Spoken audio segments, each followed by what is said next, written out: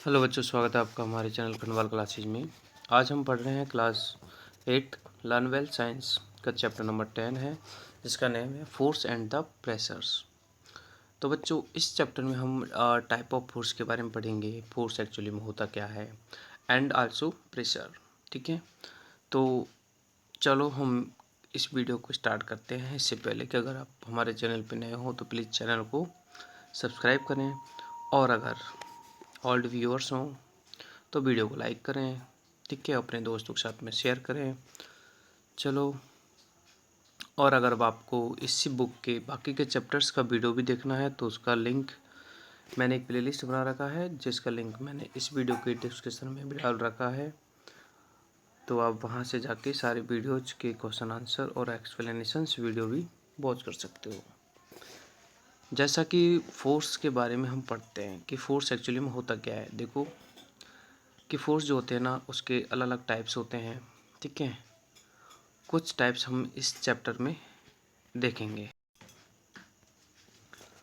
जैसा कि हम देखते हैं, हम डेली लाइफ में काफ़ी सारे जो है डिफरेंट थिंग्स को एक्सपीरियंस करते हैं। जैसे लिफ्टिंग ए बैग, स्कूल बैग को हम लिफ्ट करते हैं तो भी हम एक फोर्स जो है अपने आप में महसूस करते हैं।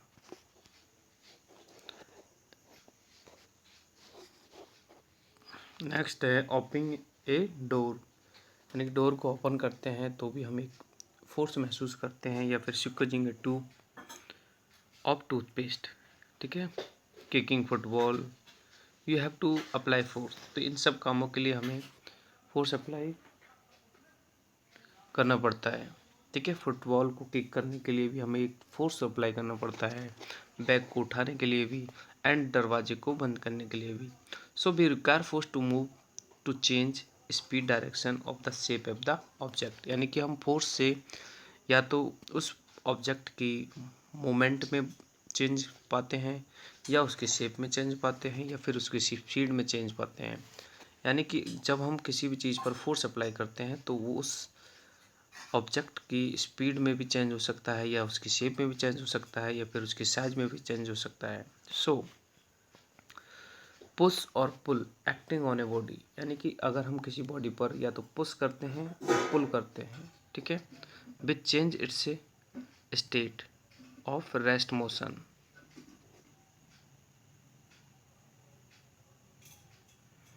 यानी कि वो इसके मोशन को चेंज करते हैं। सपोज करो ये बॉल है, मैंने इसको किक किया तो बॉल पहले स्टेबल थी, बट अब इन मोशंस है, यानी कि अब इन मोशन है, अब बॉल मूवमेंट कर रही है, that means it is a force. So the force applied on a object can be large और स्मॉल, यानी कि फोर्स या तो ज़्यादा भी हो सकता है, कम भी हो सकता है। The state of an force is expressed by its magnitude, यानी कि हम उसको इसके मैग्नीट्यूड से एक्सप्रेस करते हैं। सो फोर्स का जो मैग्नीट्यूड होता है या फोर्स का जो यूनिट होता है वो होता है न्यूटन, यानी कि फोर्स को हम न्यूटन में मेजर करते हैं। ठीक है, और न्यूटन को कैपिटल एन से डिनोट किया जाता है। आगे देखो, two object must be interact with each other to force to act, यानी कि फॉर एग्जाम्पल जैसे door of your room will not open unless you apply force on it, यानी कि अगर हम डोर पर फोर्स ना लगाएं तो डोर ओपन नहीं होगा, यानी कि डोर पर अगर फोर्स लगेगा तो ही वो ओपन होगा। सो या तो हम उसको पुश करें या फिर पुल करें, तब जाके ऐसा होगा। और पुश और pull also force. Here there is an interaction between the door and handle your hand, यानी कि डोर और योर हैंड दोनों के बीच में इंटररिएक्शन होता है, तभी जाके फोर्स जो है अप्लाई होता है। तो interaction is necessary condition for applying force.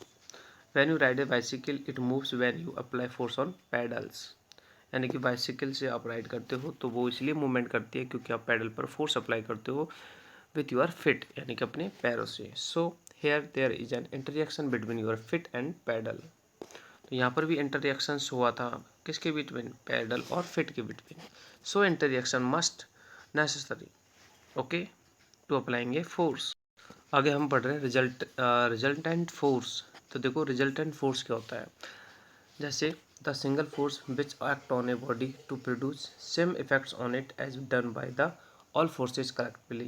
यानी कि रिजल्टेंट फोर्स का मीन्स है कि अगर किसी भी एक ऑब्जेक्ट पर एक फोर्स से ज़्यादा फोर्सेज अगर लग रहे हैं, ठीक है, माना कि एक फोर्स भी लग रहा है, दूसरा भी लग रहा है और तीसरा भी लग रहा है, ठीक है, तो उन सब का जो फोर्स, उन सब का जो सम होगा, यानी कि ऐड जो होगा वो रिजल्टेंट फोर्स होगा, ठीक है। फॉर एग्जांपल इधर देखो, सपोज करो ये बॉल है और बॉल पर एक फोर्स इधर से लग रहा है, एक इधर से लग रहा है, ठीक है, तो यहाँ पर दोनों को मिला के यानी कि दोनों का सम करेंगे तब जाके एक रिजल्टेंट फोर्स बनेगा जो होगा F, ठीक है। और यहाँ पर दो फोर्सेज हैं, तीन भी हो सकते हैं फोर्सेज, चार भी हो सकते हैं, यानी फोर्सेज बढ़ सकते हैं, ठीक है। तो ये रिजल्टेंट फोर्स होता है, सम ऑफ ऑल फोर्सेज।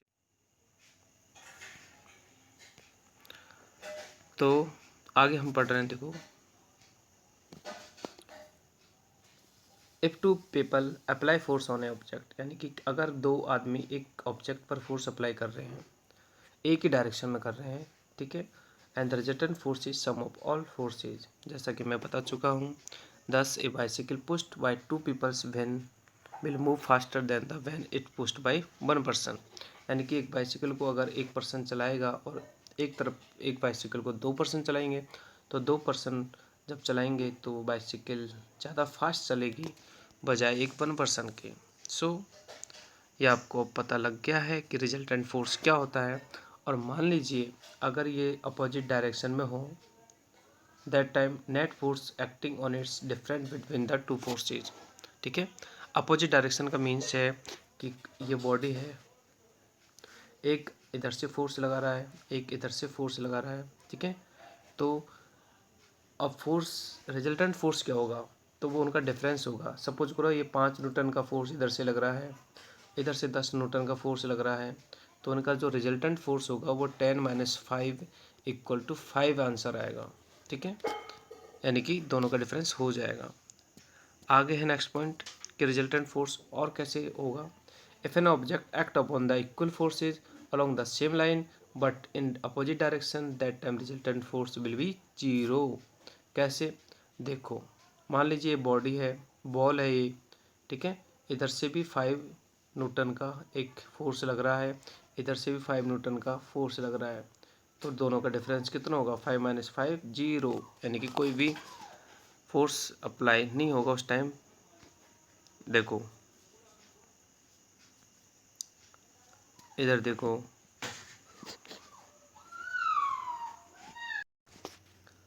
जैसे कि आप पिक्चर में देख रहे हो यहाँ पर कि दो बच्चे मिलके इसको खींच रहे हैं, मतलब पुल कर रहे हैं, तो यहाँ पर जो रिजल्टेंट फोर्स होगा इन दोनों के फोर्स का सम होगा। इस पिक्चर में जो एक ही बच्चा इस ट्रॉली को खींच रहा है, इट मीन्स यहाँ पर जो रिजल्टेंट फोर्स होगा वो इसके द्वारा लगाया गया फोर्स होगा। यहाँ पर दो बच्चे इस ट्रॉली को खींच रहे हैं, बट यहाँ पर अपोजिट डायरेक्शन में खींच रहे हैं, एक इधर खींच रहा है और एक इधर खींच रहा है, तो इनका डिफरेंस जो होगा वो इसका रिजल्टेंट फोर्स का आंसर होगा, ठीक है। एग्जाम्पल जो फर्स्ट है इसमें कह रहा है, two boys pull a rope from two ends with a force equal to the 50 newton, find its resultant force. तो अगर दोनों बच्चे, मतलब इस कंडीशन को ले हम, दोनों बच्चे अगर 50-50 न्यूटन्स के अगर फोर्सेज अप्लाई कर रहे हैं और अपोजिट डायरेक्शन में कर रहे हैं, तो 50 - 50 यानी कि आंसर कितना हो जाएगा, 0 न्यूटन, यानी कि कोई फोर्स अप्लाई नहीं होगा, ठीक है। और अगर मान लीजिए ये दोनों बच्चे, ठीक है, एक तो 100 न्यूटन का फोर्स अप्लाई कर रहा है, एक 50 न्यूटन का फोर्स अप्लाई कर रहा है, बट सेम डायरेक्शन में कर रहा है, तो सेम डायरेक्शन मतलब दोनों ही इधर अप्लाई कर रहे हैं, तो दोनों का ऐड हो जाएगा, यानी कि 150 न्यूटन फोर्स हो जाएगा। आगे हम पढ़ रहे हैं इफेक्ट ऑफ फोर्स, यानी फोर्स के क्या इफेक्ट हो सकते हैं। तो देखो, फोर्स या तो ऑब्जेक्ट के मोशन को चेंज कर सकता है, सिंपल सी बात है, ये बॉल यहाँ पड़ा है, इस पर फोर्स अप्लाई होगा तो बॉल मोशन में आ जाएगी, यानी कि मोशन को चेंज कर सकता है, ठीक है। तो stationary objects can be moved by the applying force. Stationary means होता है एक जगह पर जो ऑब्जेक्ट पड़ा हुआ है, ठीक है, उसको हम मूवमेंट करा सकते हैं उस पर फोर्स अप्लाई करके, ठीक है। जैसे for example you need to be pull the door of a car, यानी कि आप कार के डोर को ओपन कर सकते हो, ठीक है, अगर आप उसको पुल करो तो यानी कि कार का जो डोर था पहले स्टेशनरी था, बट आपने फोर्स लगाया और वो मूवमेंट कर गया। सेकंड है फोर्स जो होता है आपका can stop the motion of an object, यानी कि आप फोर्स लगा के किसी भी ऑब्जेक्ट के मोशन को स्टॉप कर सकते हो, यानी कि आप दोनों काम कर सकते हो, या तो मोशन में ला सकते हो और मोशन को भी स्टॉप कर सकते हो। जैसे ये क्रिकेट में होता है, यानी कि हम क्रिकेट बॉल को अपना फोर्स लगा के उसको स्टॉप करते हैं, ठीक है, तो ये भी होता है, ठीक है। और जैसे बाइसिकल है, बाइसिकल को भी हम फोर्स लगा के एक तरह से स्टॉप कर सकते हैं, ठीक है। तो यानी कि जो फोर्स है, ठीक है, वो एक तरह से ऑब्जेक्ट के मोशन को स्टॉप करने के लिए भी यूज लेते हैं, ठीक है। गोलकीपर जो होता है वो बॉल को एक तरह से फोर्स लगा के क्या करता है, उसके मूवमेंट को रोकता है, स्टॉप करता है। तो यानी कि फोर्स जो होता है वो या तो ऑब्जेक्ट को मोशन में भी ला सकता है और ऑब्जेक्ट के मोशन को रोक भी सकता है, ठीक है। थर्ड वाला जो पॉइंट है वो ये है कि फोर्स जो होता है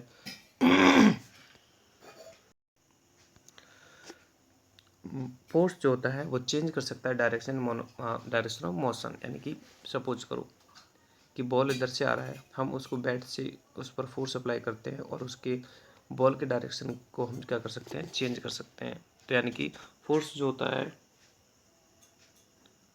वो ऑब्जेक्ट की डायरेक्शन को भी चेंज करने के लिए अप्लाई होता है, ठीक है। You must have seen in batsman hitting a ball with his pads by doing he is changing the direction of a ball, यानी कि ये बॉल की डायरेक्शन को चेंज कर सकता है।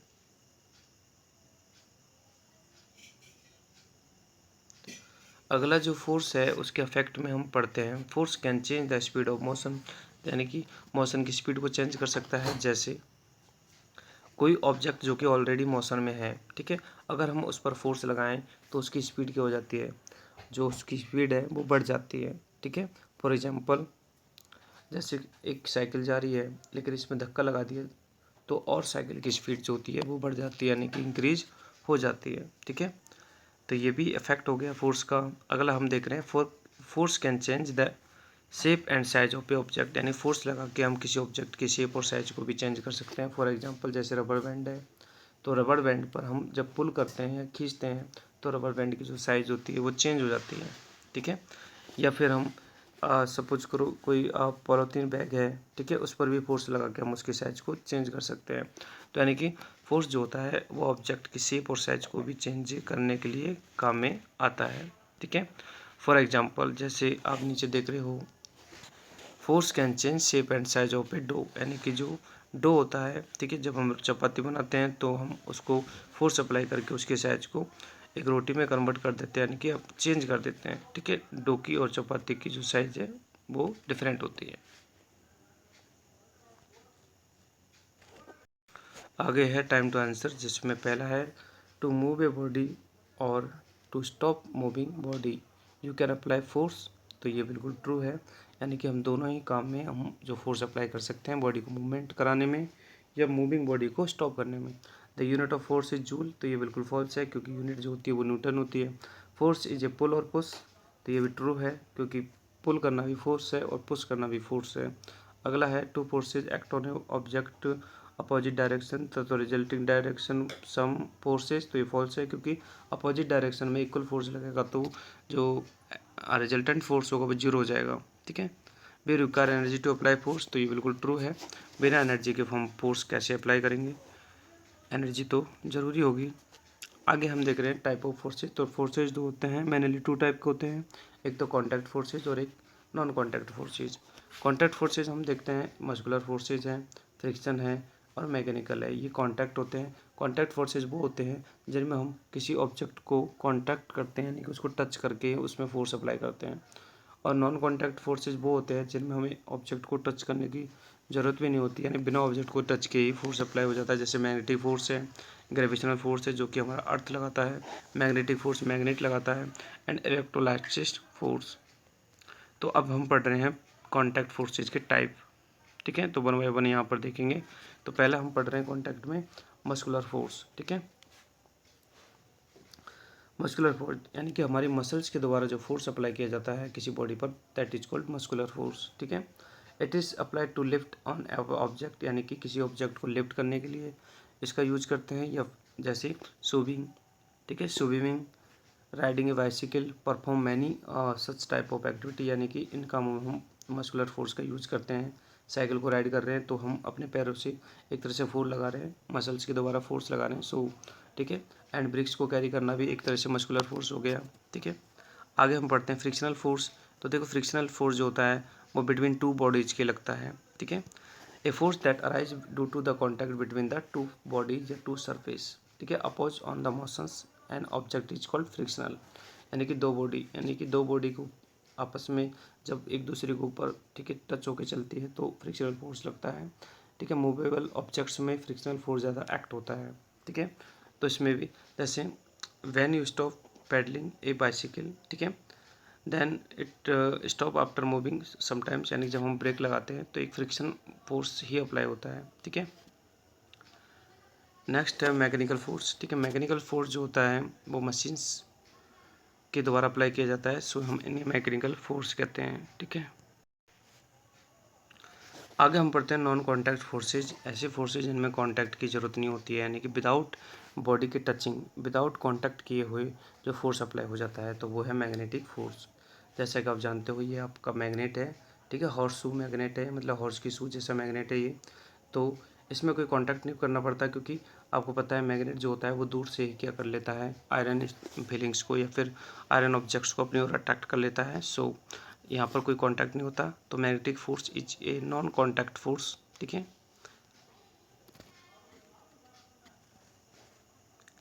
एक्टिविटी थर्ड हम देख रहे हैं to study effect of magnet on different materials. कि मैग्नेट जो होता है वो अलग अलग मटेरियल्स पर अलग अलग इफेक्ट करता है। तो सिंपल सी बात है कि मैग्नेट जो होता है वो आयरन, कोबाल्ट, वुड और प्लास्टिक इनके साथ में अलग अलग बिहेव करेगा। ठीक है, आयरन को वो जल्दी अट्रैक्ट कर लेगा, वुड को वो अट्रैक्ट नहीं करेगा because of wood is not a metal. आगे हम देख रहे हैं electrostatic force. Electrostatic force the force exerted by a charge body, यानी किसी भी एक चार्ज बॉडी के द्वारा जो फोर्स एक्ट होता है उसे हम इलेक्ट्रोइलास्टिक फोर्स कहते हैं। जैसे मैग्नेट है, ठीक है, लाइक चार्ज रिपेल, ये कह रहा है कि जो लाइक चार्ज होते हैं वो रिपेल करते हैं। जैसे मान लीजिए मैग्नेट में टू पोल्स होते हैं, ठीक है, एक तो साउथ पोल और एक नॉर्थ पोल। तो साउथ पोल और नॉर्थ पोल ये दोनों तो अनलाइक चार्ज हैं, सो ये तो अट्रैक्ट करेंगे, बट अगर साउथ साउथ पोल होंगे तो भी रिपेल करेंगे, यानी कि सेम पोल हमेशा रिपेल करते हैं। या नॉर्थ नॉर्थ होंगे तो भी क्या करेंगे, रिपेल करेंगे। अब हम पढ़ते हैं ग्रेविटेशनल फोर्स, जो कि एक नॉन कॉन्टैक्ट फोर्स है, जो कि हमारी अर्थ जो होती है ग्रेविटेशनल फोर्स हमारी अर्थ लगाती है। ठीक है, तभी तो जाके सारी जो वस्तु है या फिर सारे ऑब्जेक्ट्स हैं जो एक तरह से ग्रेविटी के कारण अब अर्थ की तरफ क्या होते हैं, पुल होते हैं। ठीक है, any object lying in the room exert A pulling force on the other object, यानी कि हमारे रूम में जो भी ऑब्जेक्ट है ये एक तरह से दूसरे ऑब्जेक्ट पर एक तरह से फोर्स अप्लाई करते हैं, फोर्स लगाते हैं। They even exert in a pulling force on a person present in the room, but to feel this pulling it is essential that object pulling as a significant mass, यानी कि हम अगर हमारे room में खड़े हैं तो भी हमारा बॉडी एक तरह से ग्रेविटेशनल फोर्स बॉडी पे लगता है, जो कि नीचे की ओर लगता है। रूम में कोई भी चीज़ होगी, कोई भी ऑब्जेक्ट होगा, सब पे ग्रेविटेशनल फोर्स नीचे की ओर अप्लाई होता है। ठीक है, और इससे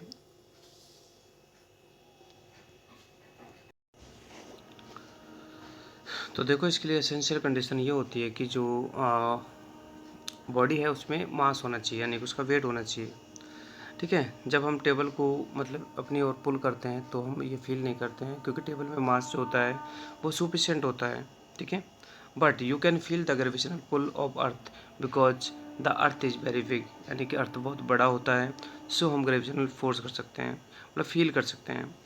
आपने देखा होगा कि हम किसी भी ऑब्जेक्ट को जब ऊपर की तरफ फेंकते हैं तो वो वापस नीचे की तरफ ही आती है। ठीक है, इसका भी रीज़न क्या होता है, ग्रेविटेशनल होता है, यानी कि जो ग्रेविटी होता है, अर्थ जो होता है ग्रेविटी फोर्स उस ऑब्जेक्ट पर लगाता है और उसको एक तरह से नीचे की ओर खींचता है। ठीक है, तो इस दुनिया में जो भी हम देख रहे हैं जो कि स्टेबल है, हम चल सकते हैं, हम घर बना के रह सकते हैं, पेड़ भी एक जगह रह सकता है, इट मीन्स उन सब पे ग्रेविटेशनल फोर्स अप्लाई होता है, सो दे कैन स्टैंड। ओके, यहाँ पर भी यही बता रखा है कि अगर हम किसी चीज़ को, ऑब्जेक्ट को ऊपर की ओर फेंकते हैं तो वो वापस नीचे की ओर आता है, इट मीन्स ग्रेविटेशनल फोर्स जो कि अर्थ जो है उन सब ऑब्जेक्ट्स पर अप्लाई करती है। यहाँ पर आप पिक्चर देख रहे हो, इसमें अर्थ जो होती है वो ग्रेविटेशनल फोर्स अप्लाई कर रही है। जैसे एप्पल पे, एप्पल जैसे पेड़ से टूटा नीचे की ओर गिरा, ऊपर की ओर क्यों नहीं गिरा, ठीक है। इस चीज़ को नोटिस किया था न्यूटन ने।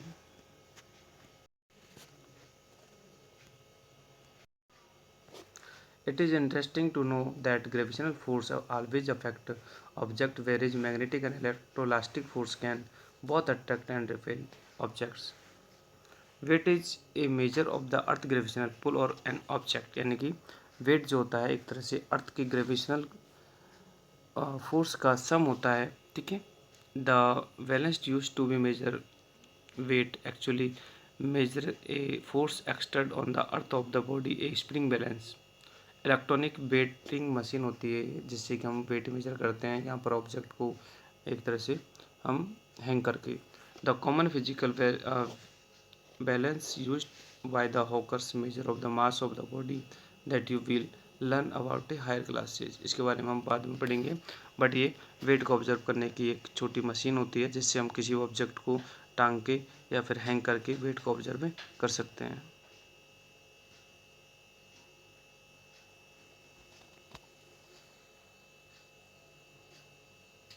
ठीक है, लेकिन देखो इसमें इंटरेस्टिंग बात ये थी कि जो ग्रेविटेशनल फोर्स है वो हमेशा ऑब्जेक्ट को क्या करता है, अट्रैक्ट करता है, ठीक है। और जबकि हमने मैग्नेटिक और इलेक्ट्रोलास्टिक जो फोर्सेस पढ़े हैं ना, वो ऑब्जेक्ट को अट्रैक्ट भी करते हैं और वो रिपेल भी करते हैं, लेकिन ग्रेविटेशन कभी भी रिपेल नहीं करता, ठीक है। तो ये डिफरेंस होता है मैग्नेटिक और इलेक्ट्रोलास्टिक और एक ग्रेविटेशनल फोर्स में। ग्रेविटेशनल हमेशा जो ऑब्जेक्ट को अट्रैक्ट करता है बट रिपेल नहीं करता।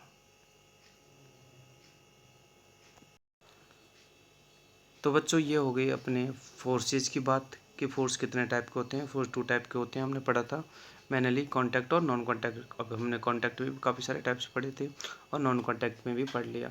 अब हम पढ़ते हैं प्रेशर के बारे में, ठीक है। तो प्रेशर क्या होता है, the amount of the force acting per unit area of the object is called pressure. यानी कि किसी भी ऑब्जेक्ट पर यूनिट एरिया में जितना अमाउंट, एक तरह से जितना फोर्स एक्ट होता है उसको हम बोलते हैं फोर्स यानी प्रेशर, ठीक है। जैसे sharp knife can slice thing easily, यानी कि जो शार्प नाइफ है उससे हम एक तरह से किसी भी चीज़ को इजीली काट सकते हैं, क्यों, बिकॉज ऑफ जो एरिया होता है बहुत ही कम होता है। देखो प्रेशर, ठीक है, प्रेशर जो होता है वो डिपेंड होता है एरिया पर, ठीक है, as well as contact of the object. यानी कि प्रेशर जो होता है वो एक तरह से एरिया पर डिपेंड होता है। आगे देखो, have you ever seen your mother cutting vegetables carefully, observe the knife, you will find that the sharp side of a knife is used to be vegetable for cutting. If you try to be cut them from the blunt side, यानी कि अगर हम उसको बिना sharp ब्लूंट side से अगर काटने की कोशिश करेंगे तो हमें ज़्यादा फोर्स अप्लाई करना पड़ता है, बट शार्पनेस वाले पार्ट से हमें कम फोर्स अप्लाई करना पड़ता है। Because now try to be press the blunt side of the pin with your thumb on a paper. You will find that the sharp and the end of the pin penetrate through the paper easily. On the other hand, it is difficult to be penetrate a pin from the blunt side. And why it is so? इनके जो blunt knife देखो, जहाँ पर blunt होता है knife, ठीक है, and A blunt pin को भी हम इजीली जो है पेंट्रेट नहीं कर सकते हैं, बट शार्प जो पिन होती है उसको अच्छे से पेंट्रेट कर सकते हैं, because of the area of the contact between the two surface is more than compare to be sharp knife of the sharp pin. यानी कि अगर जो शार्प पिन का हम यूज करेंगे पेंट्रेट के लिए तो उसका जो एरिया होगा वो कम होगा, इसलिए ईजिली क्या हो जाएगा, वो कम प्रेशर में ही हो जाएगा, बट ब्लूंट साइड में एरिया ज़्यादा होता है। सो यहाँ पर एक फॉर्मूला आता है कि जो प्रेशर है, ठीक है, प्रेशर इक्वल टू क्या होता है, force upon area which force act, यानी कि P equal to F upon A, ठीक है, P equal to F upon A, ठीक है। प्रेशर को हम निकाल सकते हैं फोर्स से कि हम कितना फोर्स लगा रहे हैं और कितने एरिया पर लगा रहे हैं, ठीक है। सपोज करो हम 10 न्यूटन का फोर्स लगा रहे हैं और कितने एरिया पर लगा रहे हैं, 2 मीटर स्क्वायर पर लगा रहे हैं, तो 2 से डिवाइड कर देंगे इसको तो 5 मीटर स्क्वायर हमारा जो प्रेशर निकल के आ जाएगा। तो बच्चों ये जो फॉर्मूला है ना, ये आपको बिल्कुल ध्यान रखना है P equal to F upon a means area.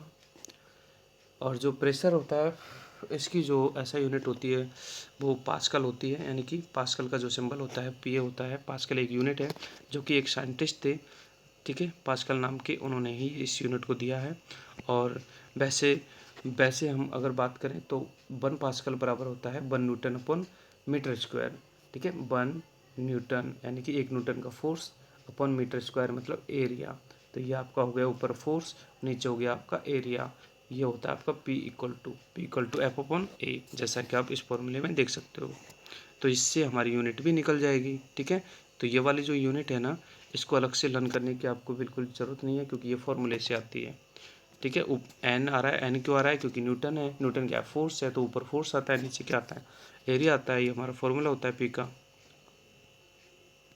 अब देखो इनसे हम क्या कंक्लूजन्स निकाल सकते हैं। एक तो फॉर गिवन फोर्स, ठीक है, small the area of contact higher in the pressure exerted on a object, ठीक है। अगर मतलब छोटा मतलब एरिया कम होगा, ठीक है, तो प्रेशर जो होगा, ठीक है, वो कम ही लगाना पड़ेगा, सिंपल सी बात है। यानी कि प्रेशर ज़्यादा होगा, ठीक है, और अगर एरिया ज़्यादा होगा तो प्रेशर कम होगा, सिंपल सी बात है, ठीक है। For a fixed area of contact, the pressure exerted increase with the increase in applied force by the vice versa, ठीक है। एक मिनट देखो मैं समझाता हूँ आपको, ठीक है। P इक्वल टू होता है F अपॉन A, ये लो F अपॉन A। अगर आप प्रेशर को बढ़ाना चाहते हो तो एरिया को कम कर दो, सिंपल सी बात है। ये बढ़ेगा ये कम हो जाएगा, क्योंकि इनमें उल्टा रिलेशन होता है। और अगर प्रेशर को आप घटाना चाहते हो, ठीक है, तो एरिया को बढ़ा दो, ठीक है, सिंपल सी बात है। और एक मिनट एक और समझो, इन दोनों में जो रिलेशन होता है ना, किस में, इनमें सेम होता है। अगर आप प्रेशर बढ़ाओगे तो फोर्स बढ़ेगा, प्रेशर घटाओगे तो फोर्स घटेगा। मतलब इनमें तो अगर ये नीचे आएगा तो ये भी नीचे आएगा, ये ऊपर जाएगा तो ये भी ऊपर जाएगा। बट इनमें क्या होता है, अगर इसको बढ़ाओगे, ठीक है, तो ये घटेगा, उल्टा होता है। और इसको बढ़ाओगे तो ये घटेगा, सिंपल सी बात है, देख लेना, पढ़ लेना। आगे हम देखते हैं सम एप्लीकेशंस ऑफ प्रेशर। तो प्रेशर्स के लिए तो काफ़ी एप्लीकेशंस हैं, ठीक है, बहुत सारी, अनकाउंटेबल। आगे देखो, skis are flat and long, ये जो होते हैं फ्लैट और लॉन्ग होते हैं। So it is because to be large area of the contact and skis that pressure exerted on the snow is lesser and the skin can slide without skiing in the snow. Second है rear wheels of the tractors are broader than the front, यानी कि rear जो होते हैं ज़्यादा broader होते हैं, front के जो है कम ब्रॉडर होते हैं, क्योंकि ये रिड्यूस करते हैं प्रेशर को ऑन द सॉइल, ठीक है। And so that our tractor can move easily, ठीक है, ट्रैक्टर आसानी से मूव कर सकता है। आगे है the foundation of the high rise buildings, ठीक है, जो लंबी बिल्डिंग्स होती है उनका जो फाउंडेशन होता है are kept by to be prevent them from sinking in the soil. तो उनका जो फाउंडेशन होता है वो बाइड रखा जाता है। जैसे मान लीजिए ये फाउंडेशन है और उस पर हम ये बिल्डिंग बना रहे हैं, तो नीचे का फाउंडेशन बाइड रखा जाता है ताकि सिंक होने से बच जाए कौन, बिल्डिंग। आगे है the cutting edge of the knifes, ठीक है, ब्लेड है, एक्सिस है, ठीक है, इनकी जो कटिंग वाली साइड होती है वो हमेशा शार्प रखी जाती है, ठीक है। नेक्स्ट है camel walk on Sandy soil easily. Camel जो होते हैं सैंडी सॉइल में इजीली वॉक कर सकते हैं, बिकॉज उनके पास जो होते हैं ब्रॉड फिट होते हैं, यानी कि चौड़े फिट होते हैं, ठीक है, जो कि ज़्यादा एरिया को ऑक्यूपाई करते हैं। सो वो रिड्यूस करते हैं किसको, प्रेशर ऑन द सैंड, यानी सैंड के प्रेशर को वो रिड्यूस कर सकते हैं, ठीक है। उनके पैर जो है उस सैंड में नीचे भी नहीं धंसते। उसका रीज़न ये है क्योंकि उनके जो पैर है उनका एरिया जो होता है ब्रॉड होता है, ठीक है, इसलिए। सो एरिया बढ़ेगा, इट मीन्स प्रेशर घटेगा। आगे कुछ क्वेश्चंस है तो जिनको हम कर सकते हैं, जैसे कैलकुलेट द फोर्स, ठीक है, वैन द अच्छा फोर्स दे रखा है 50 न्यूटन और एरिया दे रखा है 10, ठीक है। तो हमारा जो फॉर्मूला होता है P इक्वल टू, ठीक है, P इक्वल टू क्या होता है, फोर्स अपॉन एरिया। फोर्स ऊपर 50 है, नीचे एरिया 10 है, 10 5 15, यानी कि 5 न्यूटन पर मीटर स्क्वायर जो है हमारा फोर्स आ गया, ठीक है। अब देखो सॉरी प्रेशर आ गया, ठीक है, तो ये भी हमारा आंसर है। और या फिर आप इस यूनिट की जगह अगर पास्कल लिखे तो वो भी हमारा आंसर है 5 पास्कल, ठीक है। ऐसे ही ये क्वेश्चन है, ठीक है, यहाँ पर जो फोर्स है उसकी वैल्यू 70 न्यूटन दे रखी है और आपका प्रेशर भी दे रखा है कितना और 14 पास्कल, तो हम एरिया भी निकाल सकते हैं। उल्टा सुल्टा कैसे भी काम आ सकता है फॉर्मूला। तो 5 मीटर स्क्वायर हमारा एरिया आ गया, ठीक है। तो यानी कि आपको ये जो 3 चीज़ें हैं ना, क्या, 1 मिनट रुको, प्रेशर, फोर्स और एरिया, इनमें से कोई भी 2 चीज़ दे देगा क्वेश्चन में और आपको एक चीज़ कैलकुलेट करना होगा, तो उसको आसानी से आप कैलकुलेट कर सकते हो, क्योंकि उन दोनों को पुट करके, ठीक है। आगे है प्रेशर एक्सटर्ड बाय लिक्विड, यानी लिक्विड भी प्रेशर एक्सटर्ड करते हैं, तो ऑब्वियसली करते हैं, ठीक है। तो को हम पढ़ लेते हैं उसके बारे में। Liquid do not have a defined shape, liquid की कोई फिक्स शेप नहीं होती है, ठीक है। But the pressure exerted by them depend on the upon depth of the liquid column, ठीक है। लिक्विड कॉलम के डेप्थ पर डिपेंड होता है कि कितना जो प्रेशर है वो अप्लाई करेंगे। Liquid exerted pressure not only at the base of the container but also the its side, यानी लिक्विड जो होता है सिर्फ कंटेनर के बेस में ही प्रेशर अप्लाई नहीं करता, वो साइड में भी प्रेशर अप्लाई करता है, ठीक है। जैसे बॉटल में पानी भरा हुआ है तो इसके बेस में भी अप्लाई करेगा बट साइड में भी अप्लाई करेगा, ठीक है। तो इसके लिए भी हमारे पास एक फॉर्मूला है, अगर आप पढ़ना चाहो तो पी एल इक्वल होता है H upon D G. H होता है depth of the liquid and D होता है डेंसिटी ऑफ द लिक्विड, है ना। और जी होता है acceleration due to the gravity, यानी ग्रेविटी के कारण जो एक्सेलेरेशन होता है वो भी होता है, तो वो भी इसमें ऐड होता है। तो सिंपल सी बात है कि डेप्थ अगर बढ़ती है तो जो प्रेशर है वो भी बढ़ता है। जैसे आप इसमें देख सकते हो ये पानी भरा हुआ है तो इसकी डेप्थ काफ़ी ज़्यादा बढ़ गई है, तो इसमें जो प्रेशर है वो भी काफ़ी ज़्यादा मतलब बढ़ जाता है। डेप्थ के बढ़ने से प्रेशर बढ़ जाती है। एक इंस्ट्रूमेंट होता है जिसे हम बोलते हैं मैनोमीटर, तो मैनोमीटर जो होता है वो लिक्विड में प्रेशर को नापने के लिए यूज करते हैं, तो ये भी बात आप बिल्कुल ध्यान रखें, ठीक है। एक्टिविटी जो 8 है उसमें आप समझ सकते हो कि इसमें हमें समझना क्या है, हमें ये समझना है कि डेप्थ के कारण जो है प्रेशर बढ़ता है। तो बिल्कुल सही सी बात है, ये आप देख रहे हो ये कंटेनर है, इसमें पानी भरा हुआ है, तो इसमें यहाँ पर तीन जगह से पानी को निकाला गया है, ठीक है। सबसे ऊपर वाली देखो जगह जो है उसमें प्रेशर कम है, ठीक है। सबसे ज़्यादा जो है नीचे वाली में है, इसमें नीचे वाली में इसमें ज़्यादा प्रेशर क्यों है, क्योंकि डेप्थ बढ़ने से प्रेशर बढ़ जाता है, ठीक है। सिंपल सी बात है। यहाँ पर सबसे कम क्यों है, क्योंकि यहाँ पर डेप्थ कम है, पानी की डेप्थ बहुत ही कम है, इतनी सी है, सो यहाँ पर प्रेशर कम है, तो यानी कि डेप्थ बढ़ेगी प्रेशर बढ़ेगा। सिंपल सी बात ध्यान रखो, ठीक है।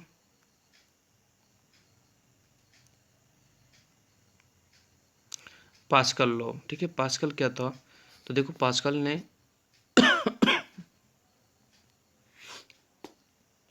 एक लॉ दिया था, ठीक है। The pressure applied by a liquid is transmitted equally in the all direction, यानी कि जो प्रेशर जो होता है, ठीक है, किसी भी लिक्विड में जो प्रेशर लगता है वो सभी डायरेक्शन में सेम लगता है, तो ये बिल्कुल सही बात है, ठीक है। और उसको समझने के लिए हम यहाँ पर समझ सकते हैं एक्टिविटी 9 में। एक्टिविटी 9 में यही तो समझ रहे हैं कि जो प्रेशर जो होता है, पास्कल ने बताया था कि भाई सभी डायरेक्शन में जो है इक्वल प्रेशर लगता है। क्या ये बात सही है, तो बिल्कुल तुम देख सकते हो कंटेनर में जो है सेम डायरेक्शन में, मतलब सेम लाइन में, मतलब यहाँ पर हॉल किए गए हैं, तो यहाँ पर जो सब में से प्रेशर जो होता है वो इक्वली आ रहा है, ठीक है। आगे एटमॉस्फेरिक प्रेशर को पढ़ लेते हैं। ये तो हो गया लिक्विड का प्रेशर, कि एटमॉस्फेयर भी प्रेशर अप्लाई करता है क्या, तो जी बिल्कुल करता है, ठीक है। एटमॉस्फेयर अराउंड अस, हमारे चारों तरफ जो भी है वो एटमॉस्फेयर है, तो which is a mixture of gases, जो कि गैसेज का मिक्सर है, and also exert pressure on the object. और हमने भी पढ़ चुके हैं हम कि एयर जो होती है वो भी एक तरह से फोर्स अप्लाई करती है, ठीक है, ऑब्जेक्ट्स पे, ठीक है। So the pressure exert by an weight of the atmosphere on object is called atmospheric pressure, यानी कि किसी भी वस्तु पर, किसी भी ऑब्जेक्ट पर, ठीक है, जो प्रेशर अप्लाई होता है, ठीक है, वो एक तरह से एटमॉस्फेरिक प्रेशर होता है, ठीक है। अब एटमॉस्फेरिक जो एटमॉस्फेरिक प्रेशर अप्लाई कैसे होता है, तो इस चीज़ को समझने के लिए हम यहाँ पर एक तरह से एक्टिविटी कर रहे हैं, ठीक है। तो वो तुम आराम से देख सकते हो। यहाँ पर ये एक्टिविटी है, उसमें हम देख रहे हैं कि हमने एक गिलास टम्बलर में पानी लिया है, उस और वाटर लिया है, वाटर के ऊपर हमने कार्डबोर्ड रख दिया है, ठीक है।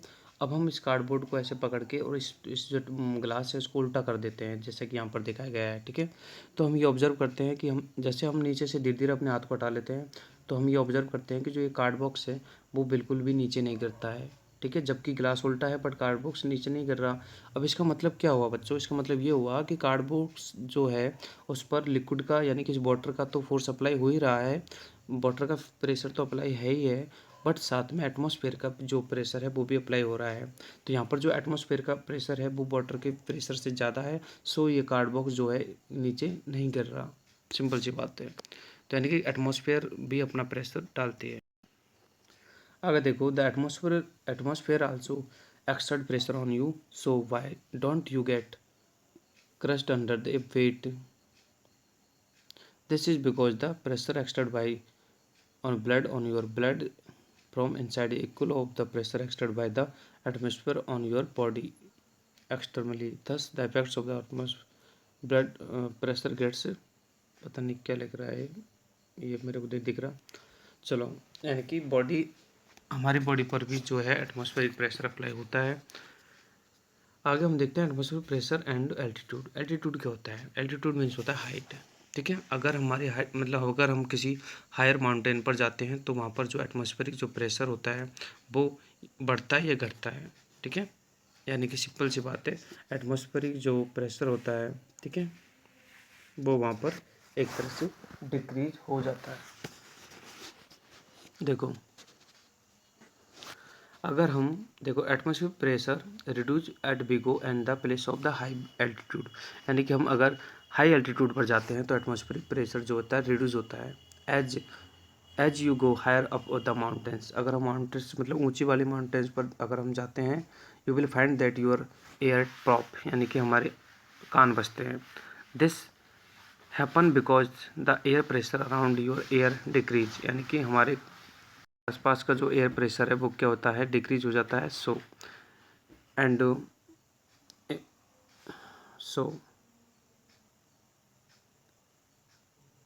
Causing a imbalance between the pressure inside and outside our body, और वहाँ ऊपर जाके हमारे बॉडी के अंदर का और बाहर का जो प्रेशर है, बॉडी के आउटर पार्ट का और बॉडी के इंटरनल पार्ट का जो प्रेशर है वो इम्बैलेंस हो जाता है, ठीक है। तो आपको यहाँ पर सिंपल सी एक बात ध्यान रखनी है कि जैसे जैसे आप हाइट पे जाओगे तो एटमॉस्फेयर जो प्रेशर है वो घट जाता है, ठीक है, और डेप्थ में जाने से एटमॉस्फेयर प्रेशर बढ़ जाता है। आगे हम पढ़ रहे हैं इफेक्ट ऑफ एटमॉस्फेरिक प्रेशर की इफेक्ट क्या होता है। तो देखो, mountaineers often suffer from the, ठीक है, nose bleeding at the high altitude, ठीक है। माउंटेन जो होते हैं ऊपर जाते हैं तो वो नोज ब्लीडिंग से सफ़र होते हैं, यानी कि उनकी नाक से खून आ जाता है, ब्लड आ जाता है। क्यों? बिकॉज प्रेशर क्या होता है, ऊपर जाके घट जाता है, बॉडी का प्रेशर घट जाता है, become higher than the pressure exerted by the atmospheric outside, यानी कि ऊपर जाते हैं तो एटमॉस्फेयर, हमारी बॉडी का जो प्रेशर होता है वो तो ऑलरेडी हाई होता है अंदर का, लेकिन बाहर का जो प्रेशर होता है वो कम हो जाता है, जबकि अंदर यानी कि बॉडी के अंदर का और हमारे एटमॉस्फेयर का प्रेशर इक्वल होना चाहिए, तब जाके ऐसा नहीं होता है। आगे देखो, rubber air sucker use a hangers, ठीक है, are pressed on the surface of the अलमारीज और बॉल्स। इनकी जो सरफेस होती है, ठीक है, उस पर अलमारी या फिर बॉल्स वो लगा देते हैं। अलमारी या बॉल्स को जो है एयर प्रेशर के कारण जो है वो स्टिक हो जाती है on pressing them and the air inside gets remove, ठीक है, और एयर सुकर के अंदर जो गैस होती है वो एक तरह से बाहर निकल जाती है, क्योंकि बाहर से जो एटमॉस्फेयर प्रेशर होता है उसके सराउंड लग जाता है। तो ये भी एक मतलब यूजेज हो गया। आगे देखो, squids are found deep under the sea, ठीक है, स्क्वायर जो होते हैं वो deep under the sea find होते हैं, where is the pressure of the water is too, जहाँ पर पानी का प्रेशर ज़्यादा हो। व्हेन दे आर वॉट टू द सरफेस, अगर वो ऊपर की सरफेस पे आ जाते हैं तो देयर बॉडी ब्रस्ट, उनकी बॉडी ब्रस्ट हो जाती है। वो सरफेस पे आते हैं तो उनकी जो बॉडी है वो ब्रस्ट हो जाती है, बिकॉज जो ब्लड होता है उनकी बॉडीज का, ठीक है, वो flow at the high pressure, यानी कि उनकी बॉडी का जो ब्लड होता है हाई प्रेशर से फ्लो होता है, which cancel that effect of the pressure exerted by the water on their body, यानी कि उनकी बॉडी पर जो वाटर के द्वारा जो एक तरह से प्रेशर अप्लाई होता है तो वो कैंसिल हो जाता है, क्योंकि उनकी बॉडी के अंदर का जो ब्लड का प्रेशर है वो ज़्यादा हो जाता है। सो उनकी बॉडी ब्रस्ट हो जाती है, उनकी फट जाती है, ठीक है। At the surface the outer, यानी कि आउटर साइड का जो प्रेशर होता है वो डिक्रीज होता है एंड देयर बॉडी ब्रस्ट, ठीक है, बाहर की साइड का प्रेशर कम हो जाता है, उनकी बॉडी का प्रेशर ज़्यादा हो जाता है। सो ठीक है, ब्रस्ट हो जाती है। आगे है, astronauts bear a special space suit, जो कि एस्ट्रोनट्स बियर करते हैं, ठीक है, to maintain in normal atmospheric pressure, यानी कि वो इसलिए मेंटेन करते हैं, यानी कि वो इसलिए इसको पहनते हैं ताकि उनकी जो बॉडी का जो प्रेशर है वो उनके बाहर की प्रेशर से मेंटेन हो जाए, ठीक है। अगर ऐसा नहीं करते वो हैं तो उनकी भी बॉडी ब्रेस्ट हो सकती है। सो कहने का मतलब प्रेशर मेंटेन करना ज़रूरी है। आगे आपके टाइम टी क्वेश्चन आंसर है, तो आप देख सकते हो is the force acting per unit area. तो पर यूनिट एरिया में हमारा प्रेशर अप्लाई होता है। प्रेशर का फॉर्मूला हम पढ़ चुके हैं, P=F/A। आगे है ऐसा यूनिट ऑफ प्रेशर पास्कल होती है। With the increase in the air area of the contact, मतलब अगर कॉन्टैक्ट इंक्रीज होगा, सॉरी एरिया इंक्रीज होगा तो प्रेशर डिक्रीज होगा। आगे है the pressure एक्सटेड by liquid. Liquid जो हमारा जो प्रेशर एक्सटेड होता है, ठीक है, तो वो डेप्थ के साथ में बढ़ जाता है, डेप्थ के साथ में इंक्रीज हो जाता है। सो यहाँ पर इंक्रीज आएगा इसमें। आगे है the pressure एक्सटेड by atmospheric on the object is called atmospheric pressure. तो ये क्वेश्चन आंसर, तो ये आपका चैप्टर कंप्लीट होता है और इसकी एक्सरसाइज के जो क्वेश्चन आंसर है अब उसके साथ में हम मिलेंगे। तो उसका वीडियो का लिंक भी आपको इस वीडियो के डिस्क्रिप्शन में मिल जाएगा, तो आप जाकर वॉच कर सकते हो। एंड प्लीज़ प्लीज़ प्लीज़ आप इस चैनल को सब्सक्राइब करें, साथ ही साथ इस वीडियो को लाइक बटन जरूर प्रेस करें। मिलते हैं नेक्स्ट वीडियो में। और अगर आपको बाकी के चैप्टर्स के ऐसे ही एक्सप्लेनेशंस वीडियो देखने हैं तो उसका एक मैंने प्लेलिस्ट बना रखा है जो इसके डिस्क्रिप्शन में मिल जाएगा। तो go and watch. Thank you so much. मिलते हैं नेक्स्ट वीडियो में।